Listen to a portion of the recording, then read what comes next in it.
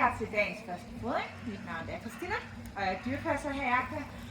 Og foran mig her, der har jeg mine to europæiske odder, Molly og Carlo. Jeg starter lige med at give dem en fisk her.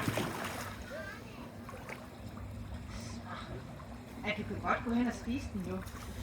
Nå, nu skal vi se. Vi har Molly, der kommer... Ja, okay, tak for det. Molly sidder længst væk, og Carlo sidder først for her på træstubben. Og Molly og Carlo er altså en hanne om 100 år, og de bor altså sammen i det her anlæg hele året.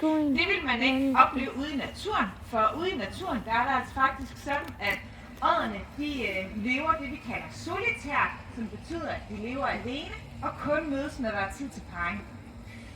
Heldigvis så har de her to altså ikke noget problem med at være sammen hele tiden.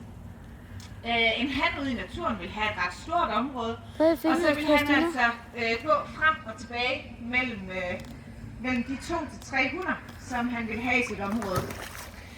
Hunderne er dem, der sørger for, at ungerne de klarer sig. Det er nemlig sådan, at hun vil lave en hule under jorden, som hun vil fylde op med græs og blade og siv, så der er lækkert og lunt at ligge derinde.